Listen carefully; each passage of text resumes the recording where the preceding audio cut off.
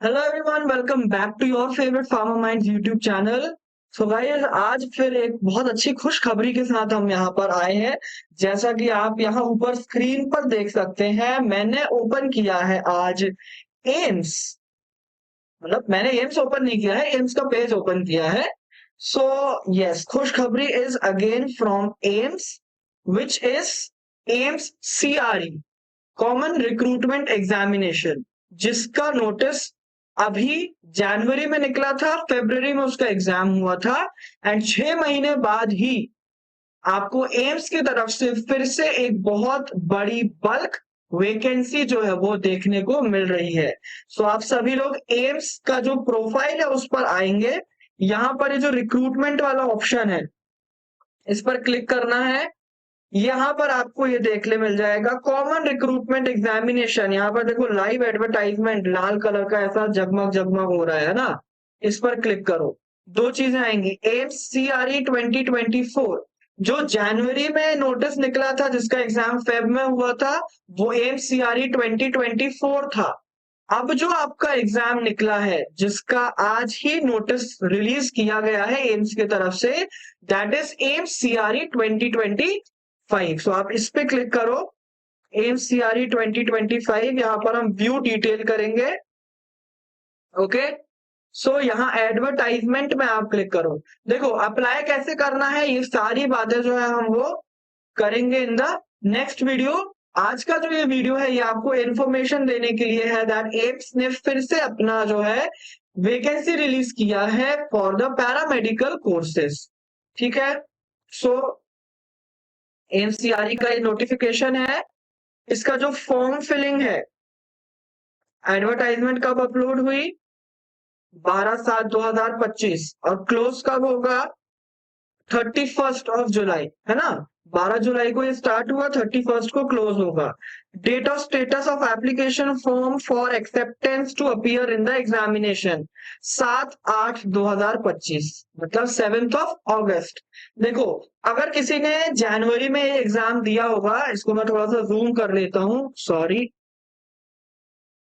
जनवरी में अगर किसी ने ये एग्जाम दिया होगा तो आपने देखा होगा that after you have filled the form, वहां पर एक एक्सेप्ट या रिजेक्ट, मतलब अगर कोई आपके फॉर्म में गलती हुई होती है तो उसको सुधारने के लिए वो बोलते हैं, और अगर सब कुछ सही रहता है तो वहां पर लिखा आता है एक्सेप्टेड, है ना। तो वैसा ही सीन होगा फिर से।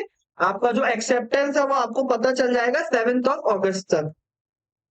उसके बाद एडमिट कार्ड कब इशू होगा ये बता दिया जाएगा। Date of computer based examination, फिर से काफी जल्दी डेट है, which is 25 and 26 of August. ठीक है, ज्यादा टाइम नहीं है, सिर्फ आपके पास 1 से 1.5 महीना, आप समझ लीजिए।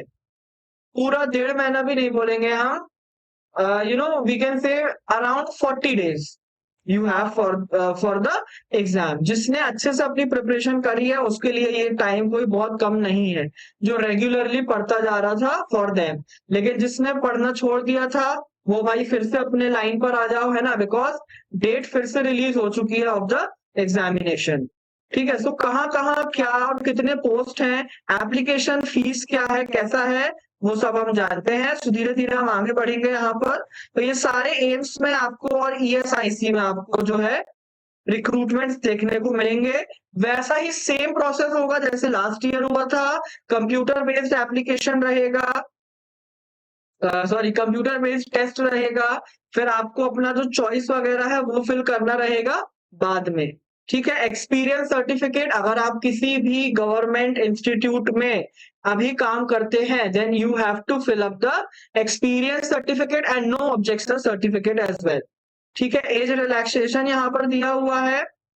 सो कैटेगरी वाइज जो SC ST कैटेगरी है उनके लिए 5 साल का एज रिलैक्सेशन है। अब एज लिमिट क्या है, सो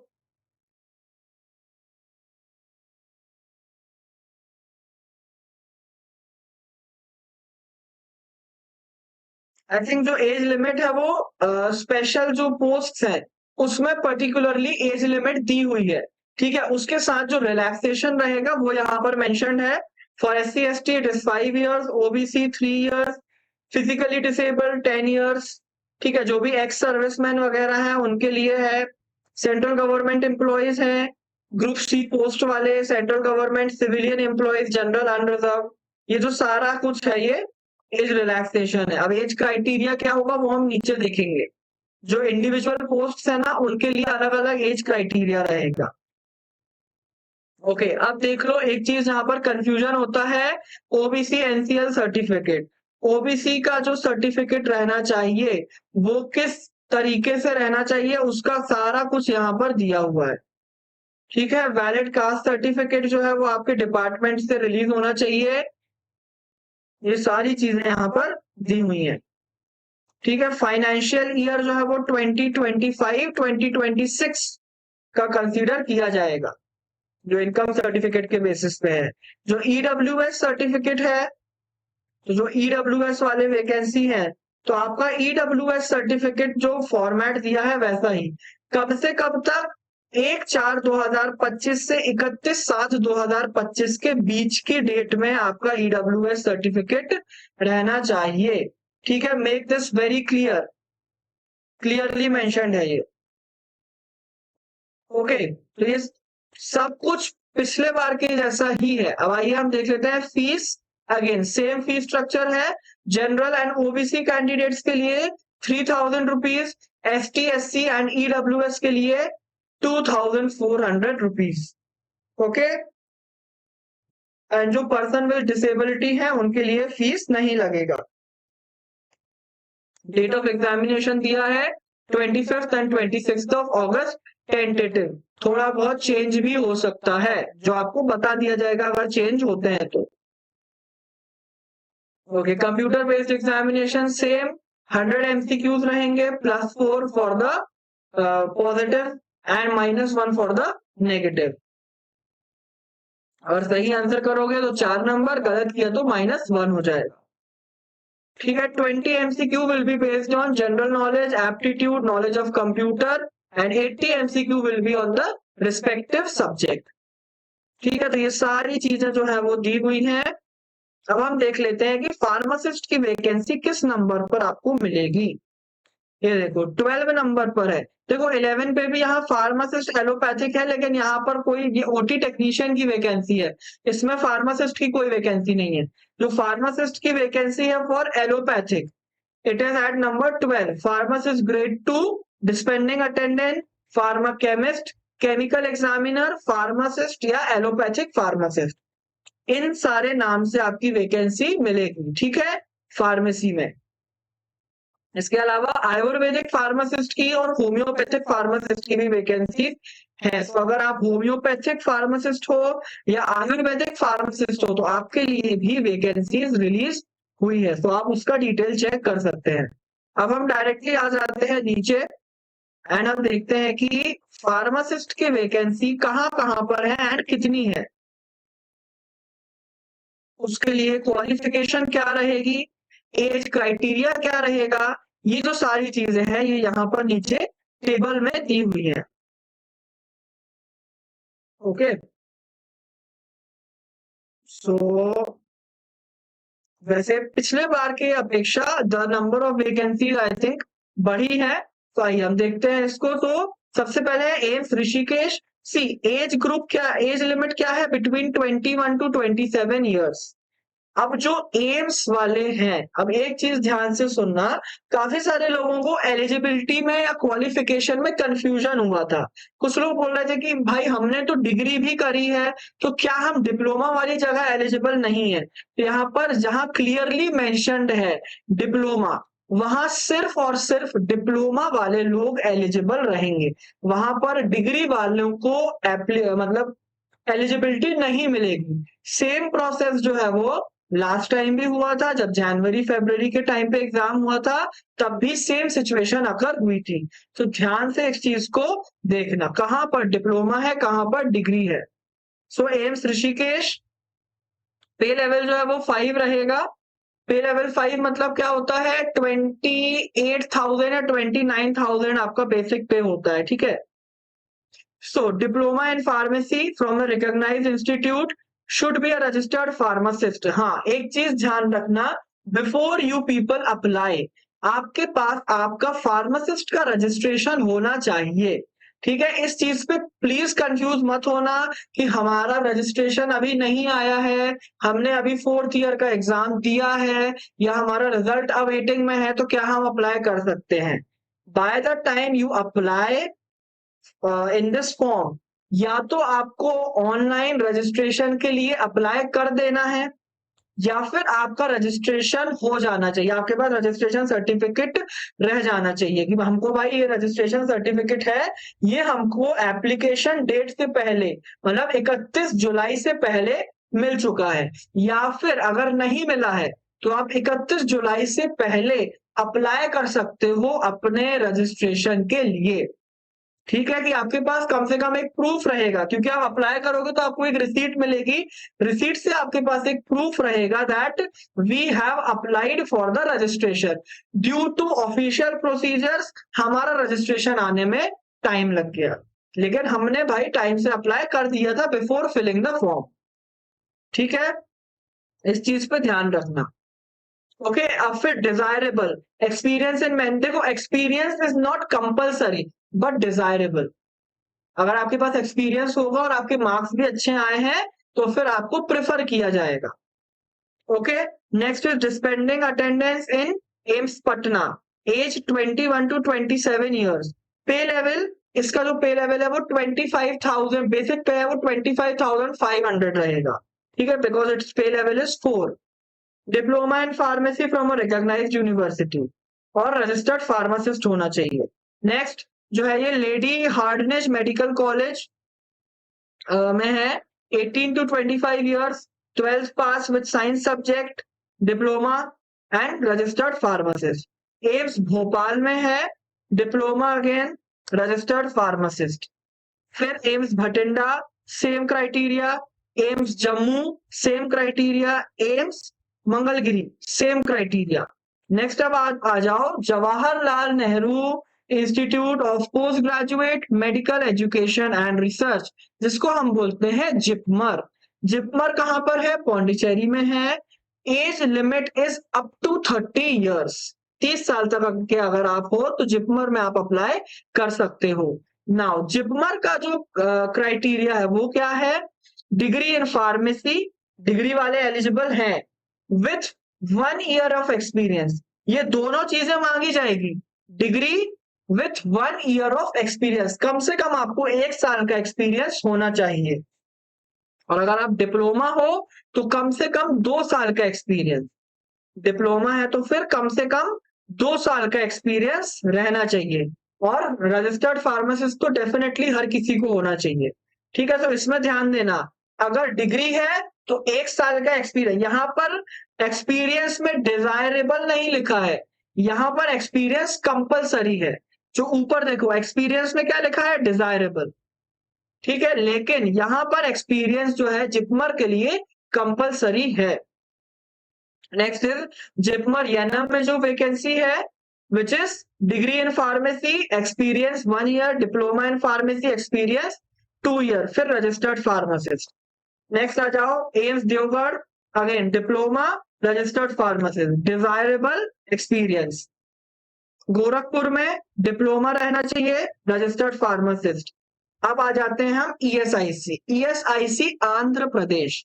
अब ईएसआईसी वगैरह जो है वहां पर डिप्लोमा एंड डिग्री दोनों ही एलिजिबल होते हैं, यहां पर एक्सपीरियंस नहीं मांगा गया है इन ईएसआईसी। ठीक है, देखो पे लेवल 5 जो रहता है वो ये रहता है 29,200 बेसिक पे होता है। आपको ये मत सोचना कि हमको सीधे 92,000 मिलेगा, नहीं, स्टार्ट आपको 29,200 से ही करना पड़ता है। ठीक है, so degree in pharmacy, senior secondary with diploma in pharmacy from a recognised institute, मतलब डिग्री भी हो सकती है, डिप्लोमा भी हो सकता है, रजिस्टर्ड फार्मासिस्ट होना चाहिए। ईएसआईसी बिहार सेम, डिग्री या डिप्लोमा दोनों में से कुछ भी हो तो चलेगा। ESIC Chandigarh again same, ESIC Delhi NCR again same, ESIC Gujarat, ESIC Himachal Pradesh, ESIC Jammu and Kashmir, ESIC Jharkhand, ESIC Madhya Pradesh, Maharashtra, north east, Odisha, Punjab, Rajasthan, Telangana, Uttarakhand. इतने सारे ईएसआईसी में वैकेंसीज हैं। कितनी कितनी है वो नीचे दिया हुआ है, वो भी मैं आपको बताऊंगा, वो भी देख लेना। ठीक है, अब ईएसआईसी के लिए क्या क्राइटेरिया है? डिग्री या फिर डिप्लोमा, दोनों में से कुछ भी चलेगा। एम्स में क्या चाहिए? एम्स वालों ने स्पेसिफिक मेंशन किया है सिर्फ और सिर्फ डिप्लोमा, डिग्री नहीं चलेगी एम्स में। मतलब चलना तो चाहिए वैसे, आप सब लोग इस चीज के लिए इनिशिएटिव ले सकते हो कि भाई डिग्री वाले फार्मासिस्ट को भी, जिन्होंने बी फार्मा किया है, उनको भी एम्स में एलिजिबिलिटी मिलनी चाहिए। ठीक है, so I think we all of us should take this initiative and bring this to the notice of the CRE committee that they should allow degree holder pharmacist in applying for AIMS as well, not just ESIC. Okay, फिर again आ जाते हैं हम AIIMS Jodhpur, जहां पर क्या है? Diploma in pharmacy, pharmacy act के under आप एक रजिस्टर्ड फार्मासिस्ट होने चाहिए। एम्स पटना में भी सेम है। सो टोटल 29 प्लेसेस पर वैकेंसीज जो है वो निकली है। ठीक है, 2 जिपमर है, बाकी एम्स है एंड ईएसआईसी है। सारे जगह का क्या क्या एलिजिबिलिटी क्राइटेरिया है मैंने आपको बता दिया है। जितने भी एम्स है, फिर से सुन लो एक बार ध्यान से, जितने भी एम्स है उनके एलिजिबिलिटी क्राइटेरिया में क्या है? डिप्लोमा इन फार्मेसी है, साथ ही साथ आप एक रजिस्टर्ड फार्मासिस्ट होने चाहिए। जितने भी ईएसआईसी हैं वो डिग्री और डिप्लोमा दोनों को अलाउ कर रहे हैं, और साथ में आपका रजिस्ट्रेशन होना चाहिए। और जो जिपमर है, जिपमर वाले क्या कर रहे हैं? अगर आपके पास डिग्री है तो 1 साल का एक्सपीरियंस मैंडेटरी है, और अगर डिप्लोमा है तो 2 साल का एक्सपीरियंस मैंडेटरी है। ओके, ये आपका क्या हो गया कि एलिजिबिलिटी या क्वालिफिकेशन कैसे रहना चाहिए। ठीक है, नेक्स्ट अब हम देख लेंगे that how many post, number of post कितने हैं जो निकले हैं for the pharmacist. Let's check number of post. इतने सारे पोस्ट हैं, मतलब इतने सारे जगह पर पोस्ट है, तो नंबर ऑफ पोस्ट भी इंक्रीज हुए होंगे। सो आइए हम देख लेते हैं। सबसे पहले हम यहाँ पर पोस्ट को ब्रेक डाउन ना करते हुए सिर्फ टोटल नंबर ऑफ पोस्ट देखेंगे। ठीक है, सो फार्मासिस्ट जो है ईएसआईसी उत्तराखंड में टोटल वी हैव 7 पोस्ट। ठीक है, देन एम्स ऋषिकेश में वी हैव 27 पोस्ट। फिर एम्स पटना में we have 1 post. Lady Hardinge Medical College में we have 1 post. AIIMS Bhopal 1 post. AIIMS Bathinda 6 post. ठीक है, AIIMS Jammu 3 post. Then Mangalagiri AIIMS में है 4। जिपमर पौंडीचेरी में है 4। देन जिपमर येनम में है 1 पोस्ट। एम्स देवगढ़ में है 5। Okay, next is AIIMS Gorakhpur जिसमें है 7। एम्स सॉरी, एम्स गोरखपुर के बाद आ गया ईएसआईसी आंध्र प्रदेश जिसमें है 6। ओके, ईएसआईसी बिहार में है 5। ईएसआईसी चंडीगढ़ में है 3। ईएसआईसी दिल्ली एनसीआर सबसे ज्यादा नंबर ऑफ पोस्ट है यहाँ पर, जो कि है 108। 108 पोस्ट है यहाँ। ओके, नेक्स्ट ईएसआईसी गुजरात में भी अच्छे खासे पोस्ट हैं 30। हिमाचल प्रदेश में 10। जम्मू कश्मीर में 8। फिर झारखंड में है 10। मध्य प्रदेश में है 7। उसके बाद देखते हैं हम कहां पर है ईएसआईसी महाराष्ट्र जिसमें है 13 पोस्ट। ईएसआईसी नॉर्थ ईस्ट में है 14 पोस्ट। ओडिशा में है 8 पोस्ट। पंजाब में है 7। राजस्थान में है 2। ईएसआईसी तेलंगाना में है 3। एम्स जोधपुर में है 7। एंड एम्स पटना में है 4। So total we have 312 post. ठीक है, मैं इसलिए थोड़ा सा धीरे धीरे बोला था because I was calculating it. Total we have 312 post, मतलब काफी बड़ी अपॉर्चुनिटी है, काफी अच्छे बल्क में वैकेंसीज जो है वो एम्स सीआरई के थ्रू रिलीज की गई हैं। सो अगर आप डिप्लोमा होल्डर हो, आप सारे जगह पर एलिजिबल हो, लेकिन हाँ डिग्री वालों को थोड़ा सा संघर्ष करना पड़ेगा, बिकॉज फिलहाल आपकी एलिजिबिलिटी सिर्फ ईएसआईसी में है। अगर आप चाहते हो कि आप सब भी एम्स के लिए एलिजिबल रहो, so I think you all should bring this to the notice of the AIMS CRE committee that we should also be eligible in applying for AIMS। जिन्होंने बी फार्मा किया है उनको भी आप एलिजिबल करवाओ। So this was a bulk post, a bulk vacancy for pharmacist in AIMS, ESIC and JIPMER, जो कि होगा through AIIMS common recruitment examination, जिसका फॉर्म फिलिंग प्रोसेस जो है वो चालू हो चुका है एंड जो कि कंटिन्यू रहेगा till 31st of July। Okay, so thank you so much everyone for watching and please apply for this exam, because काफी अच्छी अपॉर्चुनिटी है जो आप लोगों के पास ये है। बल्क में पोस्ट है 312 पोस्ट। ठीक है, थैंक यू सो मच।